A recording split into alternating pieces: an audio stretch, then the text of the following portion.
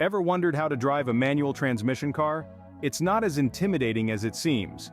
You see, a manual transmission, often known as a stick shift, is a type of vehicle transmission that uses a driver-operated clutch to regulate torque transfer from the engine to the transmission. It's a little more hands-on than an automatic transmission, where gear changes are done for you. So what's the big deal about driving a stick shift, you might ask? Well, it offers a few advantages. For one, it gives you better control over your vehicle, allowing you to adjust your speed more efficiently. It's also generally less expensive to maintain than an automatic transmission, and let's not forget it can make driving a whole lot more fun. There's a certain satisfaction that comes with mastering the dance between clutch, gear, and gas pedal. Now that we know what a manual transmission is, we can dive into the mechanics of how to operate one.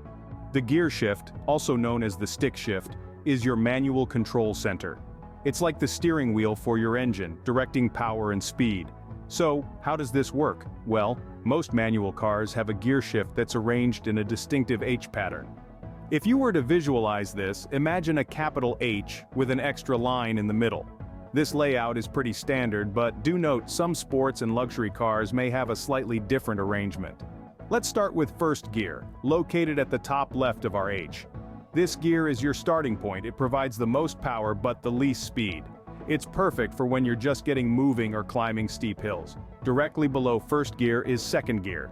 This is your go-to gear for most city driving, providing a balance of power and speed. Now slide the gear shift to the right and up a bit, and you're in third gear. This is your transitional gear, ideal for urban roads and lower speed highways. Fourth gear, found by sliding straight down from third, is your cruising gear. Perfect for maintaining steady speeds on the highway. Fifth gear, or overdrive, is located at the top right of our H. This gear is designed for high-speed cruising, reducing engine wear and improving fuel economy. The middle line of our H? That's neutral. The gear shift's resting position. When in neutral, your car is disengaged from the engine and won't move, even if you rev the engine. It's a handy spot when you're idling or troubleshooting your vehicle. Lastly, we have reverse, typically found by pushing the gear shift down from fifth or up from first. This gear allows your car to move backward. Remember, each gear has a purpose. Understanding where they are and when to use them is key to operating a manual transmission vehicle smoothly and efficiently. It's a lot to take in, but with practice, it will become second nature. Familiarize yourself with your gear shift. Knowing where each gear is without looking is crucial for safe driving. The clutch pedal, the third pedal on the left, is your key to smooth shifting. Think of it as your gateway between the engine and the wheels, a vital bridge that you control. It's a bit like being a conductor, and the clutch pedal is your baton. Now, let's break down how the clutch works. When you press the clutch pedal, you're disconnecting the engine from the wheels. This allows you to change gears without grinding or damaging the transmission. Release the pedal, and you're reconnecting the engine to the wheels but in a different gear, allowing the vehicle to move at a different speed. An important concept to grasp here is the biting point. This is the critical moment when the clutch starts to engage, and the car begins to move. It's a delicate balance between too much and too little. Too much, and you'll stall the car. Too little, and you won't move at all. It's a bit like Goldilocks. You need to find just the right spot. Finding the biting point requires a gradual release of the clutch pedal. Imagine you're trying to sneak out of a room without making a sound. You wouldn't just fling the door open, would you? Of course not. You gently and slowly open it. The same principle applies to releasing the clutch pedal. It's not a race, it's about finesse and control. And here's a pro tip: when you're just starting out, try practicing this in a safe and flat location where you won't have to worry about rolling backward or forward. This allows you to focus solely on mastering the clutch pedal and finding that elusive biting point. Remember, mastering the clutch pedal is like learning a new dance step. It might feel a little awkward in the beginning, but with practice and patience, it'll become a smooth and seamless part of your driving routine.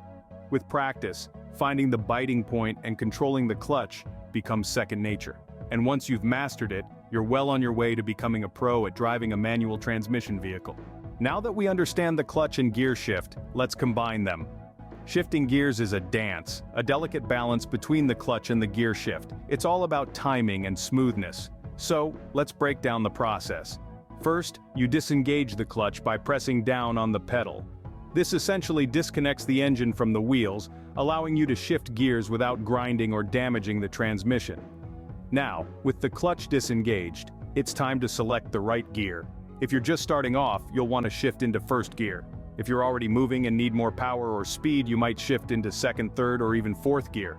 It all depends on the speed you're going and the terrain you're on. Once you've selected the right gear, it's time to re-engage the clutch. This is where the smoothness comes in. You want to gradually release the clutch pedal, reconnecting the engine to the wheels. This should be a slow and steady process. If you release the clutch too quickly, you'll jerk the car and potentially stall the engine.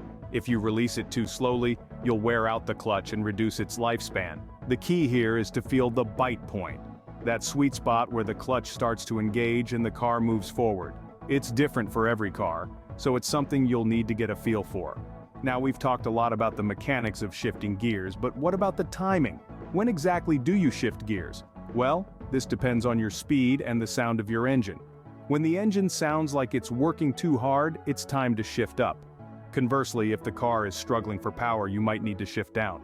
And that's it. That's the art of shifting gears. It might seem a bit daunting at first, but with practice, you'll soon get the hang of it. Remember, smooth and steady wins the race when it comes to shifting gears. Starting and stopping a manual car involves a bit more finesse than an automatic. When you're ready to start your manual car, the first thing you need to do is to press the clutch pedal all the way down.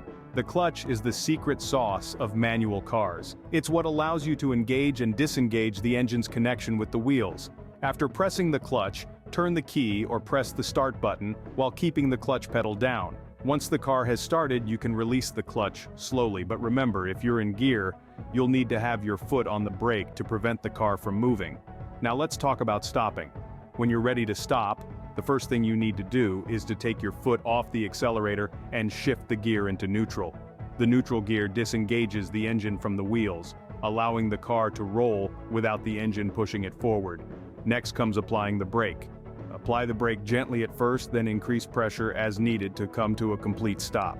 Remember, always use your right foot for the brake and the accelerator, and your left foot for the clutch. And what about stopping on a hill? That's a little trickier. You'll need to use the handbrake to prevent the car from rolling back while you move your foot from the brake to the accelerator and release the clutch. It might sound complicated, but with practice, you'll get the hang of it. One more thing to remember. When you're stopped, especially at a red light or in traffic, keep the car in neutral and your foot on the brake. This reduces wear on the clutch and makes it easier to start moving when it's time to go. So there you have it. The clutch is your key to starting, and shifting into neutral with a gentle touch on the brake is your ticket to stopping smoothly. With enough practice, starting and stopping will become as easy as driving an automatic. Driving a manual transmission car might seem daunting at first, but with practice it's a skill you'll master. Let's quickly recap the key points we've gone over. We started by understanding the gear shift. Knowing your gears and how to navigate them is the first step in driving manual. Then, we moved on to the clutch pedal, that magical third pedal that controls the connection between the engine and the transmission. Mastering the clutch is a vital part of the process. We also discussed the art of shifting gears, a delicate dance between the clutch and the gear shift. Lastly, we covered starting and stopping the car, a simple yet crucial skill for any driver. Remember all these steps, and you're on your way to mastering manual transmission. Remember, the key to mastering manual transmission is practice. Stay patient, stay safe, and enjoy the ride.